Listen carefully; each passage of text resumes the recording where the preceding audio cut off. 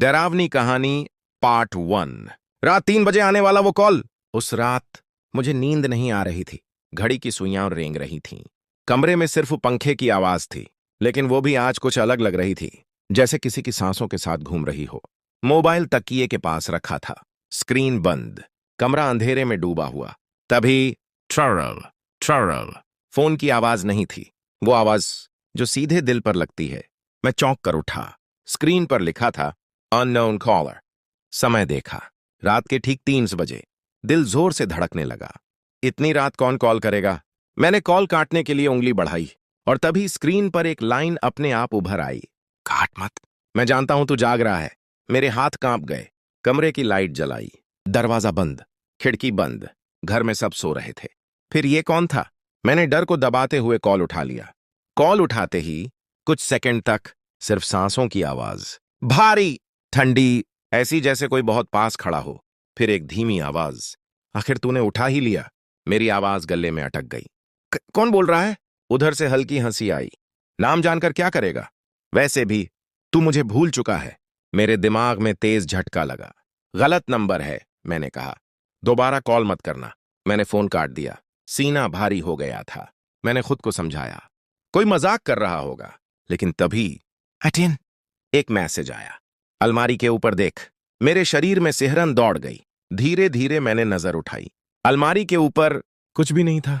मैंने राहत की सांस ली। लेकिन उसी पल दूसरा मैसेज, अभी नहीं, जब घड़ी 3-5 बजाएगी। अब डर साफ महसूस हो रहा था। 3:05 am हर सेकंड काटने को दौड़ रहा था। घड़ी ने टिक टिक करते हुए 3:05 बजाए। मेरी गर्दन अपने आप घूम गई और तभी मेरे पैरों से जान निकल गई। अलमारी के ऊपर एक मोबाइल रखा था, वही कवर, वही स्क्रीन, बिल्कुल मेरे फोन जैसा। लेकिन मेरा फोन तो मेरे हाथ में था। मेरे होंठ सूख गए। उसी पल मेरे हाथ वाला फोन बज उठा। इस बार कॉलर आईडी पर लिखा था मी और नंबर मेरा खुद का। कांपते हाथों से मैंने कॉल उठाई। उधर से वही आवाज। अब भरोसा हुआ? मेरी सांस तेज हो गई। ये कैसे हो सकता है? आवाज और पास आई, क्योंकि मैं वही हूं जो तू बनने वाला है। कमरे का बल्ब अचानक फ्लिकर करने लगा। फोन से आखिरी लाइन आई, और 5 मिनट में मैं तेरी जगह ले लूंगा। फोन अपने आप कट गया और तभी मेरे पीछे से किसी के चलने की आवाज आई। डरावनी कहानी पार्ट 2। वो दूसरा मैं। मेरे पीछे कदमों की आवाज साफ थी। 1 2 3। मैं पलटकर देखने की हिम्मत नहीं कर पा रहा था। दिल इतना तेज धड़क रहा था कि लग रहा था आवाज बाहर निकल जाएगी। कमरे की लाइट बार बार फ्लिकर कर रही थी। फोन अभी भी मेरे हाथ में था।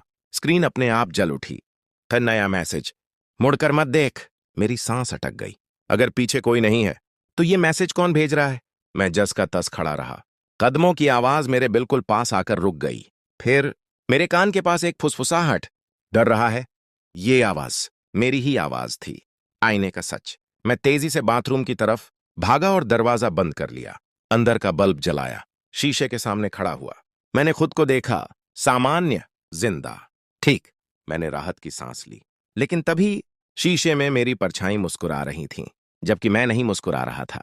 मेरे हाथ ठंडे पड़ गए। मैंने धीरे से कहा, तू कौन है? शीशे में मौजूद मैं बोला, मैं तू ही हूं, बस 5 मिनट आगे वाला। अचानक बाथरूम का दरवाजा जोर से बजा। धड़ाम धड़ाम। बाहर से कोई उसे खोलने की कोशिश कर रहा था। फोन फिर बजा, इस बार वीडियो कॉल। कॉलर आईडी मी। कांपते हाथों से मैंने कॉल उठाई। And video call. स्क्रीन पर मेरा ही चेहरा था, लेकिन आंखें बहुत काली, बहुत गहरी। वो बोला, 3:10 होने वाले हैं। जब घड़ी बजेगी तू आईने के उस पार होगा। झूठ है, मैं चिल्लाया। ये सब दिमाग का वहम है। वो हंसा। तो घड़ी क्यों रुक गई है? मैंने दीवार की घड़ी की तरफ देखा। सुइयां 3 कोनी पर जमी हुई थीं। 1 सेकंड, 2 सेकंड, कुछ भी आगे नहीं बढ़ रहा था। फिर स्क्रीन से आवाज आई, अब बाहर निकल। बाथरूम का दरवाजा अपने आप खुल गया। कमरे के बाहर, कमरे में अंधेरा था। मेरे बिस्तर पर कोई बैठा था। वो उठा और सामने आया, पूरा का पूरा मैं, लेकिन उसकी परछाई नहीं थी। उसने मेरी तरफ देखा और बोला, एक ही जिंदगी है और अब वो मेरी है। उसने हाथ बढ़ाया और तभी घड़ी ने 3:10 बजाया। उस पल मुझे समझ आ गया कि ये लड़ाई किसी और से नहीं, खुद से थी। डरावनी कहानी पार्ट 3। कौन असली है? घड़ी ने 3:10 बजाया और उसी पल कमरे की सारी आवाजें एकदम बंद हो गईं। पंखा रुक गया, हवा थम गई, यहां तक कि मेरी सांसों की आवाज भी मुझे सुनाई नहीं दे रही थी।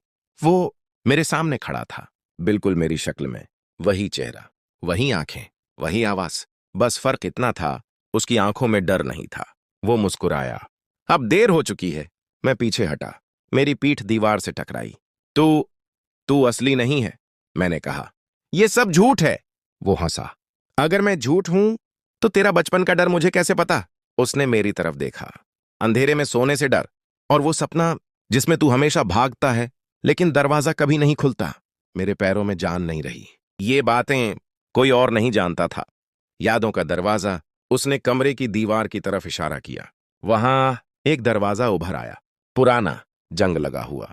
उस पर लिखा था, जो अंदर जाएगा वही असली साबित होगा। वो बोला, चुन ले, या तो ये दरवाजा या फिर आईना। मैंने पीछे देखा। आईना अब भी वहीं था, लेकिन उसमें मेरी परछाई नहीं थी। वो आगे बढ़ा। मैं पहले जा चुका हूं, अब तेरी बारी है। आईने के उस पार मैंने आईने में झांका। अंदर मेरा कमरा नहीं था। वहां अंधेरा गलियारा था, और दूर कहीं एक बच्चा बैठा रो रहा था। मैंने ध्यान से देखा। वो बच्चा मैं था। फोन फिर बजा। Unknown collar. मैंने कॉल उठाया। उधर से आवाज आई, अगर तूने मुझे तब अकेला नहीं छोड़ा होता तो आज ये रात ना आती। मेरे हाथ कांपने लगे। ये मेरी ही आवाज थी, बचपन वाली। अब आखिरी सच। वो दूसरा मैं मेरे पीछे खड़ा था। उसने धीरे से कहा, मैं वही हूं जिसे तू भूल गया। डर, गुस्सा और वो रात, अचानक सारी यादें वापस आने लगीं। वो रात, वो अंधेरा कमरा, और मैं जो डर के मारे खुद से ही भाग गया था। वो बोला, अब या तो तू मुझे अपनाएगा या फिर हमेशा आईने के उस पार रहेगा। कमरे की लाइट आखिरी बार चमकी। उस पल मुझे समझ आ गया कि भूत बाहर नहीं होता, वो हमारे अंदर होता है। डरावनी कहानी पार्ट 4। आईने के उस पार कौन बचा? लाइट की आखिरी चमक के साथ सब कुछ रुक गया। कोई आवाज नहीं, कोई हवा नहीं, कोई समय नहीं। मैं और वो एक दूसरे के सामने खड़े थे। उसने कहा, अब फैसला कर, या तो मुझे अपने अंदर जगह दे या फिर खुद यहां कैद हो जा। मैंने आईने की तरफ देखा। उस पार वही अंधेरा गलियारा था, वही रोता हुआ बच्चा, लेकिन अब वो मेरी तरफ देख रहा था। उसकी आंखों में सवाल था, क्या इस बार भी भागोगे? सच का स्वीकार। मेरे होंठ हिले। नहीं, इस बार नहीं। मैंने पहली बार उस दूसरे मैं को ध्यान से देखा। वो डरावना नहीं था, वो थका हुआ था, जैसे बरसों से इंतजार कर रहा हो। मैंने कहा, तू मेरा हिस्सा है और मैं तुझसे भागता रहा। उसकी आंखों में कुछ बदला। कमरे का आईना दरारों से भरने लगा। वो बोला, तो मुझे छोड़कर नहीं, मेरे साथ चल। उड़ा आखिरी पल, घड़ी ने फिर से चलना शुरू किया। 3:11 ने आईना टूट गया। एक तेज झटका लगा और फिर मैं अपने बिस्तर पर था। पंखा चल रहा था। कमरा सामान्य था। मैंने राहत की सांस ली। सब सपना था, मैंने खुद से कहा।